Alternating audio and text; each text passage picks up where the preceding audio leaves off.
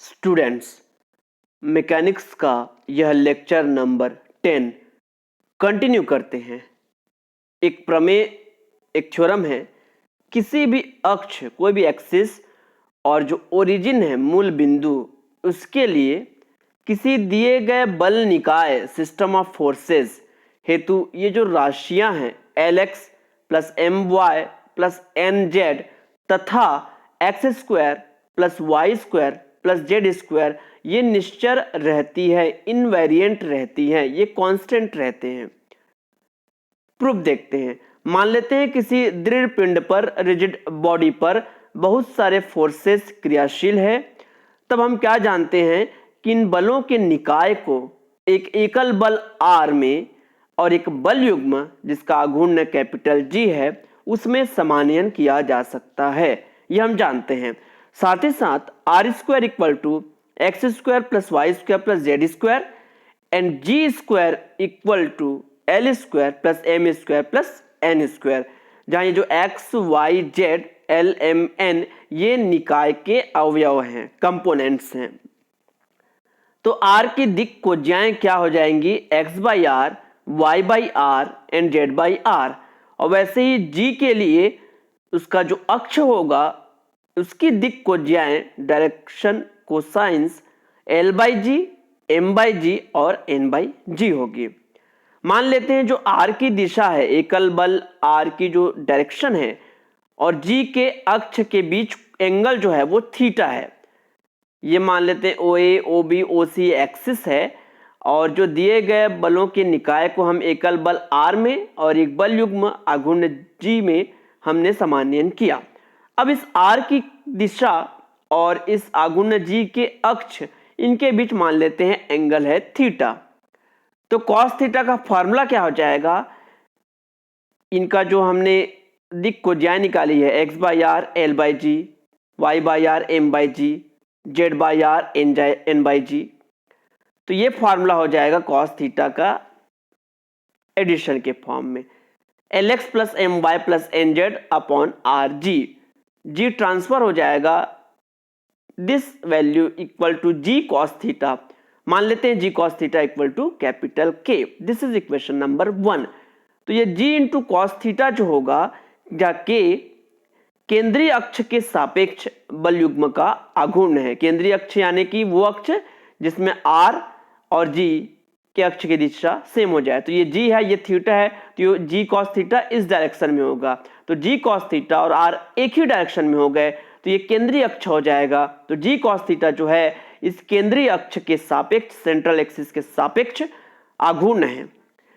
चूंकि निकाय का जो केंद्रीय अक्ष होता है वो अद्वितीय, यूनिक होता है, तो अगर केंद्रीय अक्ष यूनिक है और इसी केंद्रीय अक्ष से कौन संबंधित है?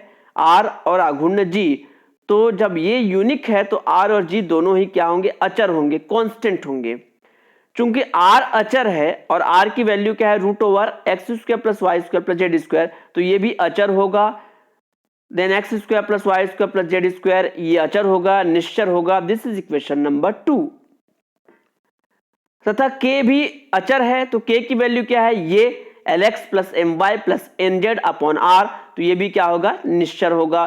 चूंकि R अचर है, अभी हमने देखा कुछ देर पहले R अचर है, निश्चर है, कांस्टेंट है, तो ये कांस्टेंट है, इसको हम हटा देते हैं तो ये वैल्यू भी क्या होगी? निश्चर होगी। तो इक्वेशन 3 दे देते हैं। तो इक्वेशन 2 और इक्वेशन 3 से ये स्पष्ट है, ये क्लियर है, ये प्रूफ होता है कि किसी दिए गए बल निकाय के लिए ये वैल्यू और ये वैल्यू ये निश्चर होती है, कांस्टेंट होती है। This proved. पिच को हम डिनोट करते हैं P से, और ये जो होता है रेशियो होता है K और R का। K की वैल्यू होती है Lx plus My plus Nz upon R, और ऑलरेडी अपॉन में R है तो ये हो जाएगा R²। R² can be written in this form of x² plus y² plus z²। तो P की वैल्यू इस तरह से हम डिफाइन करते हैं, इट इज कॉल्ड पिच। एक और प्रमेय देखते हैं। किसी दिए गए बल निकाय के लिए केंद्रीय अक्ष का समीकरण ज्ञात करना। कोई सिस्टम ऑफ फोर्सेस दिया हुआ है, उसके लिए हमको सेंट्रल एक्सिस का इक्वेशन फाइंड करना है। अपने शब्दों में हम लिखेंगे कि मान लेते हैं किसी दृढ़ बिंदु पर बलों का निकाय क्रियाशील है तब हम जानते हैं कि उन्हें एक एकल बल R में और एक बल युग्म जिसका आघूर्ण G है उसमें समानयन किया जा सकता है। यानी कि सिस्टम ऑफ फोर्सेस को R और G के तुल्य इक्विवेलेंट हम लिख सकते हैं, जहां R स्क्वायर की वैल्यू ये है और G स्क्वायर की वैल्यू ये है। कैपिटल X जो होता है वो summation x1, capital Y equal to summation y1, capital Z equal to summation z1। Capital L क्या होता है, summation of y1 z1 minus z1 y1। ऐसी कैपिटल M कैपिटल N की वैल्यू लिख लेते हैं। जहां बल F1 है, F1 मतलब उसके जो कंपोनेंट्स हैं x1 y1 z1, ये मान लेते हैं बिंदु A पर, एक पॉइंट A पर जिसका कोऑर्डिनेट है x1 y1 z1 पर क्रिया करता है। ऐसे जो F2 होगा उसके लिए यहाँ x2 y2 z2 आ जाएगा। तो हमने एक F1 एक को शो करने के लिए हमने लिखा हुआ है। मान लेते हैं कि केंद्रीय अक्ष पर एक बिंदु कैपिटल Q है और जिसका कोऑर्डिनेट है FGH। तो इस Q से एक रेखा के सापेक्ष एलिमेंट के नए मान जो हो जाएंगे वो होंगे L dash M dash N dash. तो हम क्या करेंगे, x1 की जगह पर क्या पुट करेंगे, x1 माइनस f, y1 की जगह पर y1 माइनस g और z1 की जगह पर z1 माइनस h रखेंगे। ये g आघूर्ण, ये q जो इस पॉइंट पर है सेंट्रल एक्सिस पर, और एक कोई दूसरा पॉइंट है x1 y1 z1। तो इसके लिए जब हम इसको लिखेंगे तो ये हम x1 minus f, y1 minus g और z1 माइनस h हम यहाँ पर रख देते हैं। ये तो एल डैश की ये नई वैल्यू हो जाएगी। y1 z1 और z1 y1 इसको एक ब्रैकेट में लिखेंगे, बाकी को अलग कर लेंगे। इसकी वैल्यू है L। वैसे ही M डैश के लिए हमने लिख दिया और N डैश के लिए लिख दिया। हम क्या जानते हैं कि केंद्रीय अक्ष में बल R की क्रिया रेखा और G का अक्ष जो होगा वो संपाती होता है, सेम होता है। तो सेम है, इसका मतलब L dash M dash N dash और उधर x y z है, उनका रेशियो आपस में इक्वल होगा L dash by x, M dash by y, N dash by z। In L dash M dash N dash की वैल्यू को हम पुट अप कर देते हैं। अब ये जो वैल्यू है ये एज इट इज आ गया। इक्वल करके हम क्या लिख रहे हैं, इस वैल्यू में अगर हम x का मल्टीप्लाई करें तो चूंकि ऑलरेडी x का रेशियो में ये है, अब मतलब ऐसा समझे कि ये जो है वो लगभग इक्वल है या लगभग इक्वल है किसके, x के। तो अगर हम इसमें x का और मल्टीप्लाई कर दे तो नीचे भी x का मल्टीप्लाई करना पड़ेगा। तो इतना इंटू x, तो नीचे भी x स्क्वायर हो जाएगा, प्लस नीचे x स्क्वायर, प्लस इतना इंटू y करेंगे तो नीचे भी y का मल्टीप्लाई तो y स्क्वायर, और ऐसे इतना इंटू z तो ये z स्क्वायर। इसकी वैल्यू हो गई r स्क्वायर। अब यहाँ पर Lx M/N/z बसाएगा, बाकी टर्म्स जो हैं वो आपस में एक दूसरे को कैंसिल कर देंगे। इसकी वैल्यू किसके इक्वल होती है, k/r। तो ये इक्वल टू ये, तो केंद्रीय अक्ष का समीकरण क्या हो जाएगा। अब हमें जो FGH था उसके लिए अगर व्यापक रूप से जनरल फॉर्म के लिए f की जगह x, g की जगह y और h की जगह z रखते, तो जहां जहां FGH है वहां वहां x y z रखने पर ये हमें सेंट्रल एक्सिस का इक्वेशन मिल जाता है। एक क्वेश्चन देखते हैं, निर्देशांकों और सरल रेखा पर क्रमशः बराबर बल क्रिया करते, इक्वल फोर्स एक्टिव। तो इस बल के निकाय का केंद्रीय अक्ष का समीकरण हमें ज्ञात करना है। तो सबसे पहले दी गई रेखाएं हैं, एक रेखा है निर्देशांक। तो निर्देशांकों के लिए क्या होगा, चूंकि एक्स एक्सिस में अगर हम देखें तो उसे इस फॉर्म में लिखते हैं x/1, y और z एक्सिस के लिए क्या हो जाएगा अपॉन में 0। y एक्सिस की बात करें तो y के नीचे 1 होगा, बाकी की जगह अपॉन में 0। ऐसे z एक्सिस की बात करें तो z/1 बाकी अपॉन में 0। और एक सरल रेखा दी हुई है उसे हम लिख लेते हैं। चूंकि बराबर बल इन दोनों रेखाओं पर क्रियाशील है तो मान लेते हैं बल P इन रेखाओं के अनुदिश क्रिया करता है, तब कैपिटल P के घटक क्या क्या होंगे। सबसे पहले इस रेखा के लिए देखते हैं। तो कैपिटल X1 चूंकि x डायरेक्शन के लिए, x एक्सिस के लिए चूंकि क्या है 1 है, तो केवल x डायरेक्शन के लिए बल क्या होगा, P होगा, और y और z के लिए क्या हो जाएगा 0। x2 की बात करेंगे तो केवल y वाले के लिए, y2 वाले के लिए P होगा, बाकी 0। x इसके लिए बात करेंगे तो केवल z एक्सिस के लिए z3 इक्वल टू P होगा, बाकी के लिए 0। अब इसमें आ जाते हैं x4 मतलब कैपिटल P फोर्स, और इसका जो ये है small L, y4 p into M, z4 p into N. Capital X क्या होता है? समेशन ऑफ x1, जितना हमने x1 x2 x3 x4 निकाला सबको हमने ऐड कर दिया। वैसे ही y equal to summation y1, तो y1 y2 y3 y4 add कर दिया। इसी प्रकार हम कैपिटल Z की वैल्यू फाइंड कर दिए। x y z की वैल्यू मिल गई है, अब हम L M N की वैल्यू फाइंड करते हैं। तो पहले तो प्रथम रेखा के अनुदिश फर्स्ट जो लाइन है वो है x एक्सिस, तो x एक्सिस के लिए फॉर्मूला लगा देंगे हम x1 y1 z1 capital x1 capital y1 capital z1। चूंकि x अक्ष कहां से होकर गुजरता है? ओरिजिन से, मूल बिंदु से, तो उसके लिए x1 y1 z1 की वैल्यू हो जाएगी 0 0 0। अब इसकी वैल्यू देखते हैं, capital x1 capital y1 capital z1। तो यहां से देखो कैपिटल x1 की वैल्यू है p, y1 की 0, z1 की जगह 0, तो ये आ जाएगा p0 0। अब L1 फाइंड कर लेते हैं। L1 के लिए फर्स्ट कॉलम को ओमिट करते हैं, तो 0 माइनस 0। M1 निकालेंगे तो इस कॉलम को ओमिट करके ऐसे मल्टीप्लाई करना है इधर से, 0 इंटू पी माइनस 0 इंटू 0। इस तरह से L1 M1 N1 निकल जाते हैं। वैसे जब द्वितीय रेखा यानी कि y अक्ष के लिए बात करेंगे तब इसमें ये तो ओरिजिन से ही होकर जाता है। द्वितीय रेखा के लिए क्या था उसको रखेंगे, L2 M2 N2 ज्ञात करेंगे। तृतीय रेखा के लिए भी इसी तरह ज्ञात कर लेंगे। अब जो चतुर्थ रेखा है, चतुर्थ रेखा मतलब ये, अब इसमें देखो पॉइंट जो है x4 y4 z4, ये रेखा किससे होकर गुजरता है? Alpha beta gamma. यहां पर लिख देंगे अल्फा बीटा गामा, और x4 y4 z4 की जो वैल्यू हमने फाइंड की है उसे हम यहां पर पुटअप कर देते हैं। पुटअप करने के बाद L4 की वैल्यू, M4 की वैल्यू, N4 की वैल्यू निकालते हैं। अब capital L equal to summation of L1, मतलब L1 L2 L3 L4 सब को ऐड कर देंगे। कैपिटल M मतलब समेशन ऑफ M1, तो M1 M2 M3 M4 को ऐड करेंगे। ऐसी N की वैल्यू हम निकाल लेंगे। अब हम क्या जानते हैं? केंद्रीय अक्ष का समीकरण का ये फॉर्मूला हम जानते हैं। बस इस फॉर्मूले में वैल्यू को हमें पुट करना है। पुट करने के बाद उसे और इजी सरल कर लेना है, और यही केंद्रीय अक्ष का अभिष्ट समीकरण है। This is the answer. एक और क्वेश्चन देखते हैं। दो बल है, मान लेते हैं P और Q। एक रेखा इसके अनुदिश और दूसरी रेखा इसके अनुदिश लगता है। चूंकि बल बदल रहे हैं, बल जो है वो चर है, वेरिएबल है, तो दर्शाना है कि इनके समतुल्य मरोड़ का अक्ष, समतुल्य मरोड़ का अक्ष मतलब सेंट्रल अक्ष, उसके द्वारा जो जनित पृष्ठ है, सरफेस जो जनरेट होगा वो इस फॉर्म में होगा। तो यहां पर देखेंगे y equal to 0 z equal to 0 है, मतलब x की वैल्यू x है, x एक्सिस। यहां x equal to 0 z equal to 0 है, मतलब y एक्सिस है।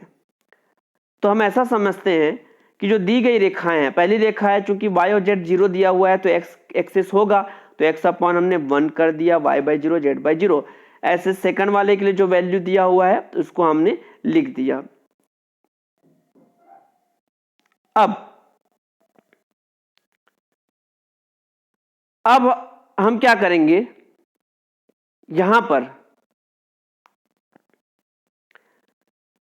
इक्वेशन 1 और इक्वेशन 2 देने के बाद मान लेते हैं, अब चूंकि दो बल दिया हुआ है तो मान लेते हैं कैपिटल P इस रेखा 1 के अनुदिश लगता है और कैपिटल Q इस रेखा 2 के अनुदिश लगता है।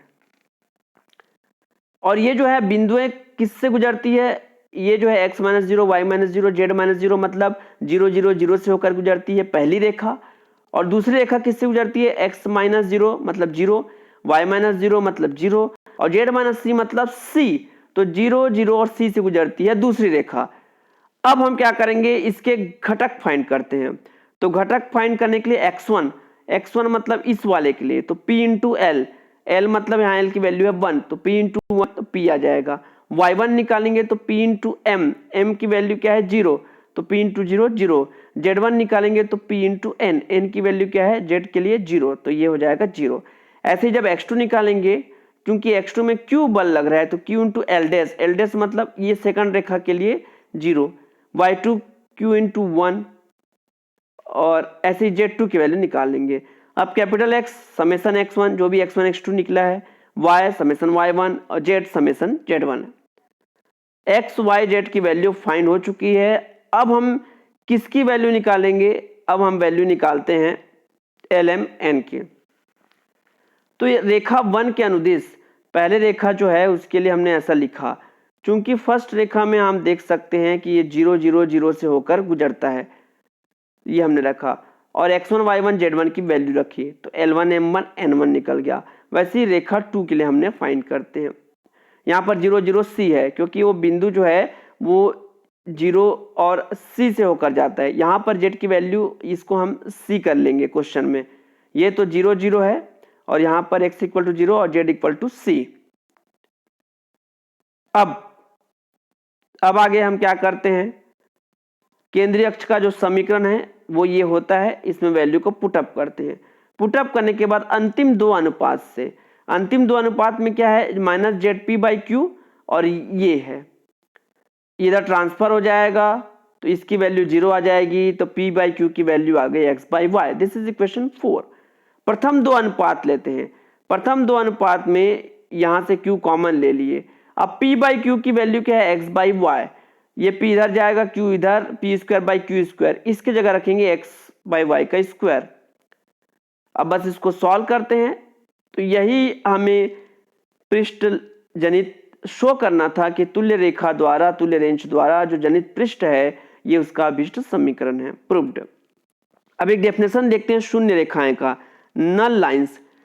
तो नल लाइंस क्या होता है, कोई दिया गया बल निकाय है और मान लेते हैं कोई बिंदु है ओडेस, तो यहां से होकर जाने वाली वे सभी रेखाएं शून्य रेखाएं कहलाएगी, नल लाइंस कहलाएगी, जिनके सापेक्ष दिए गए बल निकाय का जो आघूर्ण होगा वो शून्य होगा।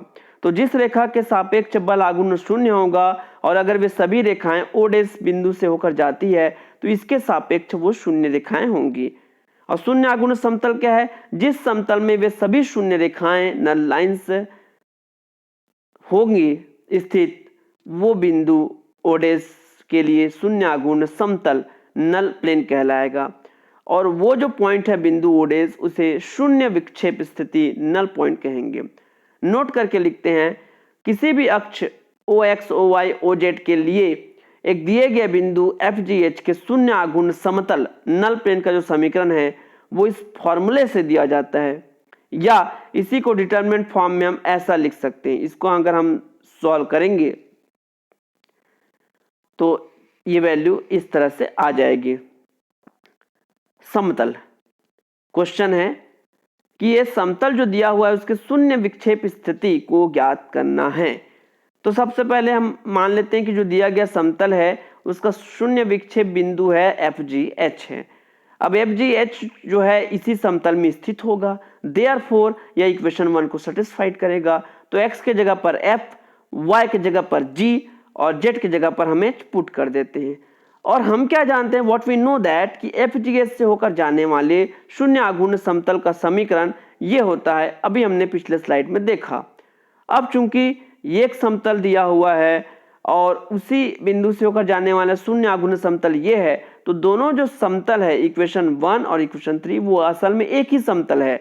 तो इसलिए एक ही समतल होने के कारण इसे हम इस फॉर्म में लिख सकते हैं, x का जो गुणांक है l और यहाँ x का गुणांक है ये, तो इतना अपॉन इतना, इतना अपॉन इतना और इसी तरह इतना अपॉन इतना, और लास्ट की वैल्यू ये हम इसे लिख सकते हैं इक्वेशन 4।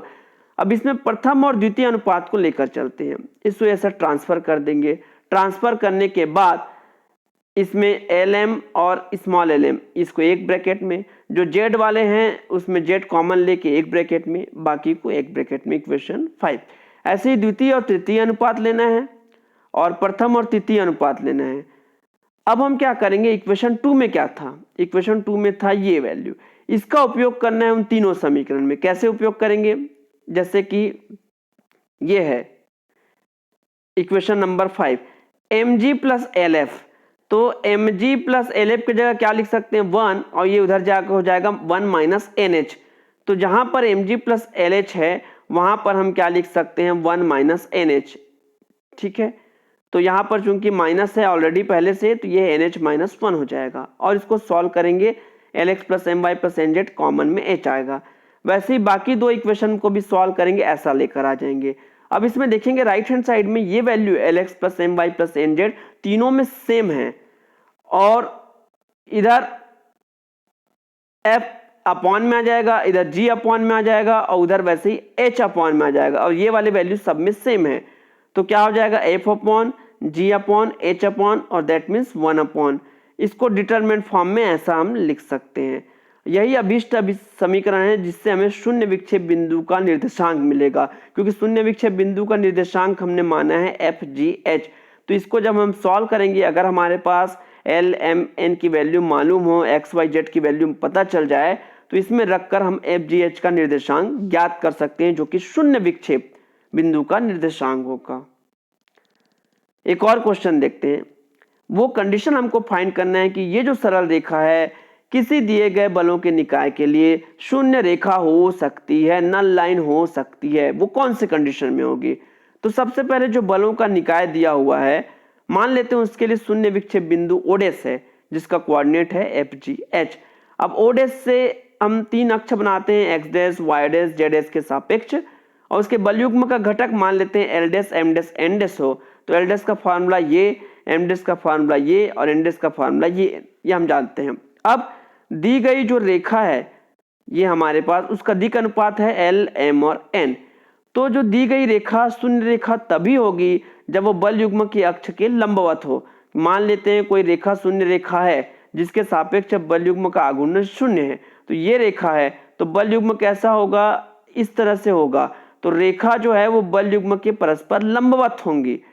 तो ऐसे स्थिति में लंबवत का कंडीशन क्या है हम जानते हैं, हम ये small L L dash, small M M dash और स्मॉल एन एन डैश, इनका जो योगफल होगा वो हो जाएगा 0। इन तीनों की value L dash, M dash, N dash की वैल्यू को हम यहाँ पर पुट अप करते हैं, इस फॉर्मेट में हम इसे लिखते हैं और ये मैट्रिक्स फॉर्म में इस तरह से लिखा चला जाएगा। यही शून्य रेखा बनने के लिए अभीष्ट प्रतिबंध है, मतलब वो सरल रेखा शून्य रेखा बन सकती है अगर वो इस कंडीशन को क्या करे, सेटिस्फाइड करें। तो यहाँ पर यूनिट 2 जो है वो कंप्लीट होता है। आज के लेक्चर में इतना ही।